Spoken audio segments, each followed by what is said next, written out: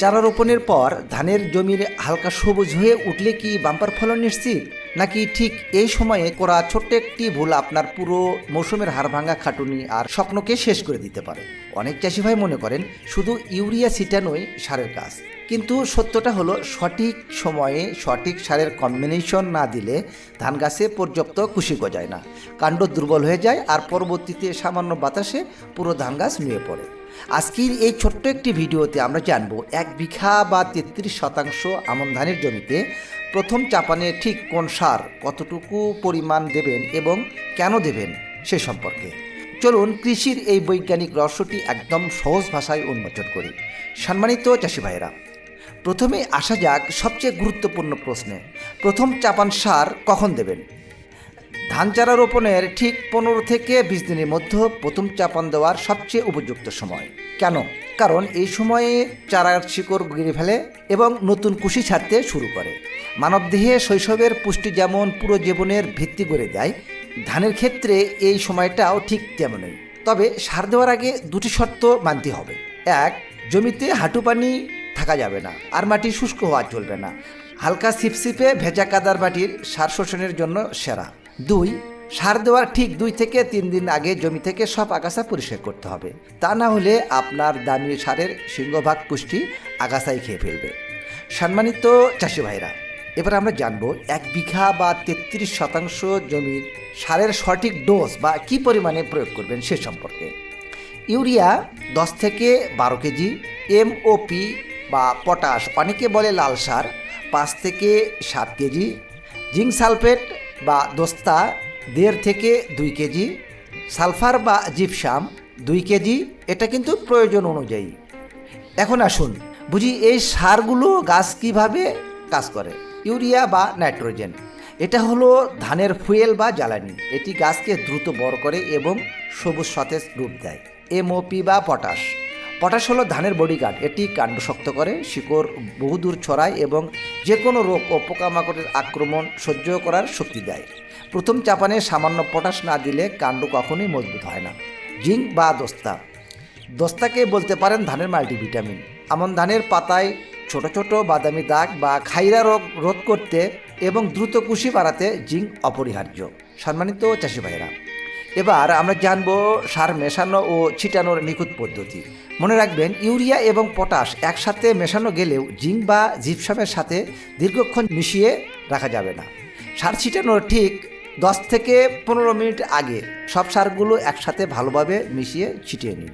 সার ছিটানোর সেরা সময় হলো সকালের শিশির শুকানোর পর বা বিকেলে।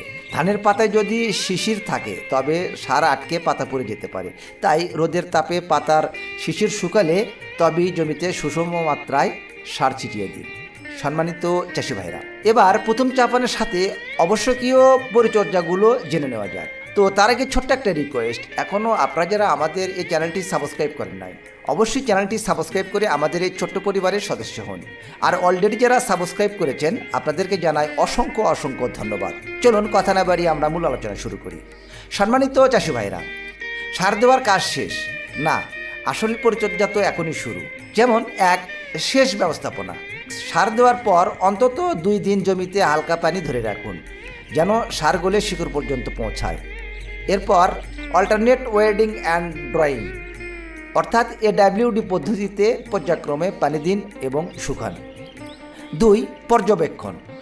এই 15 থেকে 20 দিনের মাথায় মাজরা পোকা এবং পাতা মরানো পোকার প্রাদুর্ভাব ঘটে। প্রতিদিন অন্তত 10 মিনিট জমিতে নেমে ধানের কাণ্ড ও পাতার তলা পরীক্ষা করুন। প্রাথমিক অবস্থায় পোকার ডিমের গাদা দিলে হাত দিয়ে তা পিষ্ট করে দিন। এতে আপনার জমিতে পোকার আক্রমণ অনেক কমবে এবং কোনো বীজ দেওয়াও নাও লাগতে পারে। সম্মানিত চাষি ভাইরা, এবার আমরা জানবো সাধারণ ভুলসমূহ ও এর সমাধান সম্পর্কে। তার আগে অনেকে আমাকে প্রশ্ন করেন যে ভাই, ইউরিয়া সারের সাথে কি জিঙ্ক বা দোস্তা মেশানো যাবে?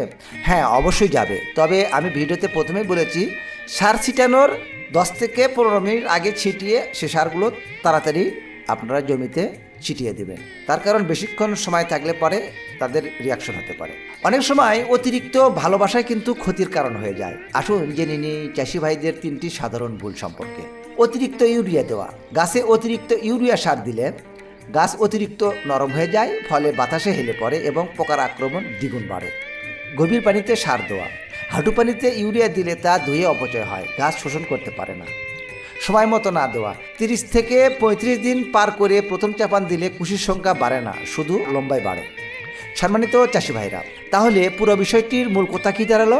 চারা রোপণের 15 থেকে 20 দিনের মধ্যে জমিতে আগাছা মুক্ত করে 1 বিঘায় 10 থেকে 12 কেজি ইউরিয়া, 7 কেজি পটাশ ও 2 কেজি জিঙ্ক দেওয়া, আর সাথে সঠিক সেচ। এই সহজ নিয়মগুলো মানলেই আপনার আমন ধানের ক্ষেত কুশির জোয়ার ভেসে যাবে বা কুশির জোয়ার আসবে। আপনার আমন ধানের বয়স এখন কতদিন? আপনি কি প্রথম চাপান সার দিয়েছেন? নিচে কমেন্ট করে আমাদেরকে জানান।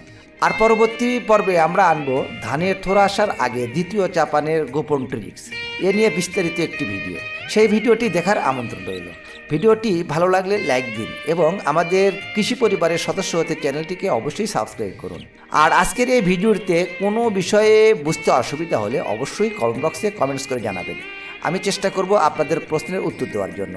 আমাদের চ্যানেলে ফসলের রোগবালাই ও পোকামাকড় দমন ব্যবস্থাপনার ওপর অনেকগুলো ভিডিও আছে, প্রয়োজনে আপনি দেখে আসতে পারেন।